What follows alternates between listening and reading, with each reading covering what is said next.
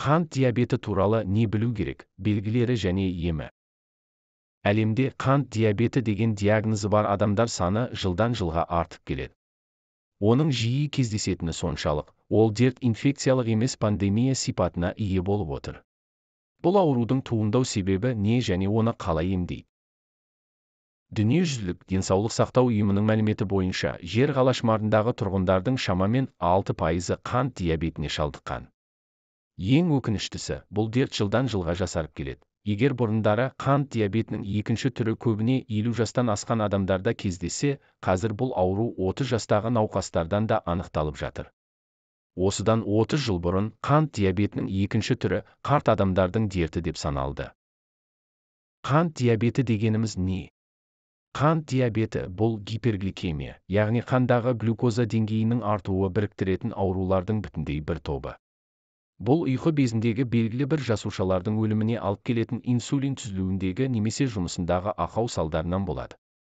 Қант диабеті кейбір органдардың, әсіресе көз, бүйрек, жүйке, жүрек және қан жолдары тамырларының зақымдалуына немесе тиісті деңгейде жұмыс істей алмауына алып келеді. Оның себептері әртүрлі болады және диабет түрі осыған байланысты. Ресми статистикаға сүйенсек, қант диабетінің екінші түрі кең таралған. Қазірдің өзінде қант диабетінің екінші түріне шалдыққандар саны 422 миллионға жетіп отыр. Ресми есептеулерге сүйенсек, әрбір 10 секунд сайын әлемде қант диабетімен ауыратындар саны 2 адамға артып отыр. Дүниежүзілік диабетке қарсы күрес күнінің болуы да таңғаларлық жайт емес. Ал әлемдегі барлық дерлік мемлекет осы дерттің өсуін төмендетіп, адам өлімін азайту үшін түрлі шаралар қабылдап жатыр. Қант диабетінің түрлері. Қант диабетінің бірнеше түрі бар. Қант диабетінің бірінші түрі. Бұл ұйқы безінің өздігінен инсулин өндіре алмауы салдарынан қан құрамында осы гормонның тапшылығы туындауы. Бұл көбіне жас адамдарда кездеседі. Қант диабетінің екінші түрі. Бұл ең көп таралған түрі.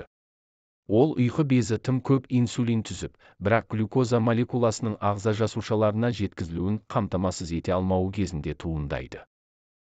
Глюкоза бұл энергетикалық субстрат. Ол машинаға арналған жанармай секілді энергия береді.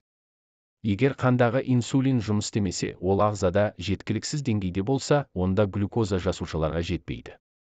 Соның салдарынан жасуша жұмыс істей алмайды. Ол кейбір жасушаларға қарапайым диффузия жолы арқылы түсе алады. Ол жасушаға еніп, бір бөліктен екіншісіне өтеді. Сондай-ақ глюкоза өздігінен жете алмайтын жасушалар да бар. Оларды ақуыз жеткізуі керек. Бұл ақуыз көлік рөлін атқарады. Оны глю-4 деп атайды. Бұл ақуыз инсулин әсерімен түзіледі дейді эндокринолог дәрігер, медицина ғылымдарының кандидаты Зухра Павлова. Гестациялық қант диабеті. Ол тек жүкті әйелдерде кездеседі. Босанғаннан кейін көміртек алмасуы қалпына келіп жатқан кезде оның жоғалуы жиі болады. Бірақ қант диабетінің екінші түріне айналуы да мүмкін.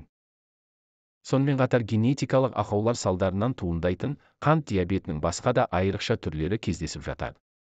Бірақ ол сирек кездесетін жағдай. Қант диабетінің себептері.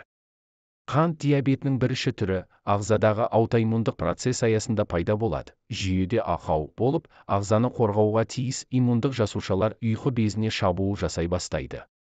Уақыт өте келе ұйқы безіндегі инсулин түзетін бета жасушалар саны азаяды да қант диабетінің симптомдары пайда болады. Ал қант диабетінің екінші түрінің туындауына біз өзіміз кінәліміз.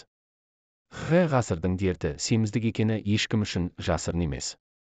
Диабеттің қатысы қанша? Қатысы бар. Себебі семіздіктің 80% ерте ме, кеш пе қант диабетіне алып келеді. Семіздікке ұшыраған әрбір екінші адам қант диабетіне тап болуы ықтимал. Шамамен 20 жыл бұрын Америкада зерттеу жүргізіп, медбикелерді бақылады. Зерттеу бірнеше жылға созылды. Нәтижесі көрсеткендей, сынақ басталған кезде артық салмағы болған, бірақ семіздігі жоқ медбикелер семіздіктің бірінші деңгейіне дейін артық салмақ қосқанда қант диабетіне шалдығу қаупі 70%-ға артты. Семіздікті адамның жай ғана косметикалық ақауы деп қарастыруға болмайды. Бұл ақырында қант диабетінің екінші түріне алып келетін метаболизмдік ақаулардың кешені. Оған адамның жасы да әсер етеді. Егер адам өзі қорыта шамадан көп мөлшерде тамақтанса, онда оның ағзасына түскен энергетикалық ресурстар май жасушалары түрінде сақтала бастайды. Бұл май жасушалары шексіз көлемде ұлғая бермейді. Олар белгілі бір деңгейге жеткеннен кейін одан әрі өсе алмайды.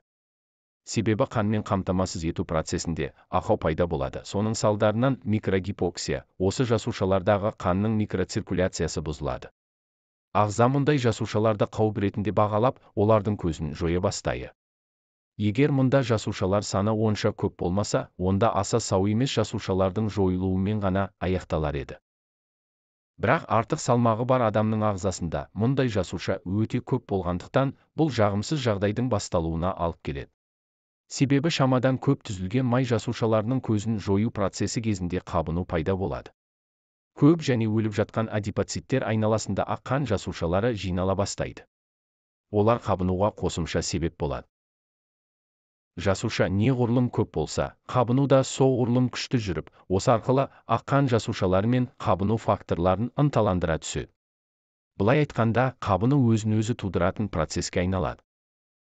Ағзадағы бұл созылмалы қабынудың белгілері аса қатты байқалмайтыны да жағдайды ушықтырады.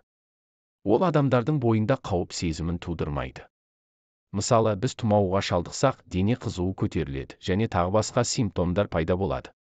Соған қарай адам әрекет етіп, ем қабылдайды. Ал семіздік саналы түрде бола бермейді. Оны сезіп білу мүмкін емес. Әрине, адам бойында әлсіздік пен шаршаңқылық секілді өзгерістер пайда болады.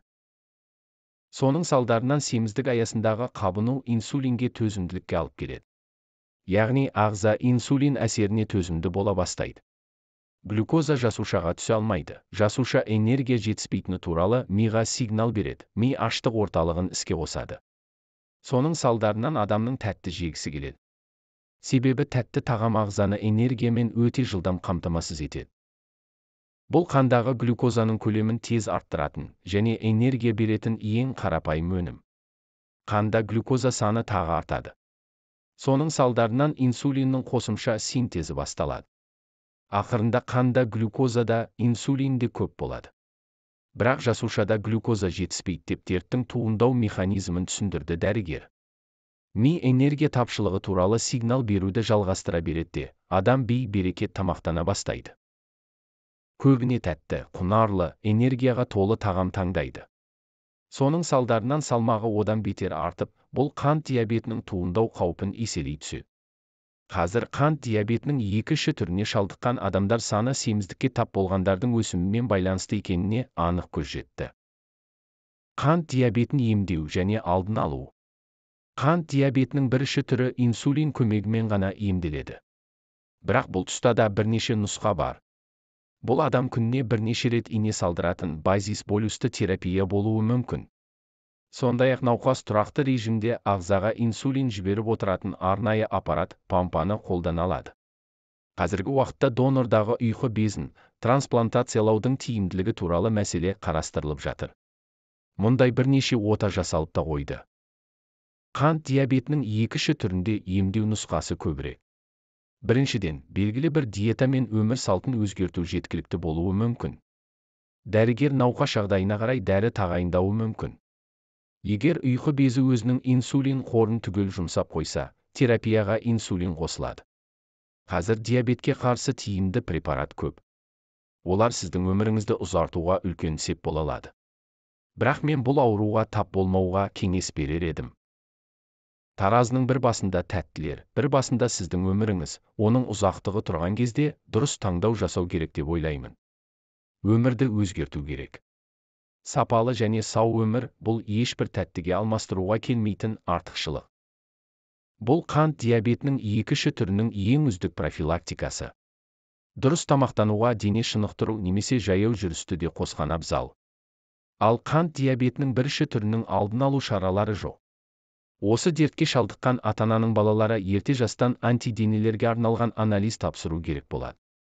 Егер антиденелердің бар екені анықталса, онда ата-анасына баланың жағдайын, гликемия көрсеткіштерін жіті бақылауда ұстауға тура келеді. Бірақ бұл да ешқандай кепілдік бермейді.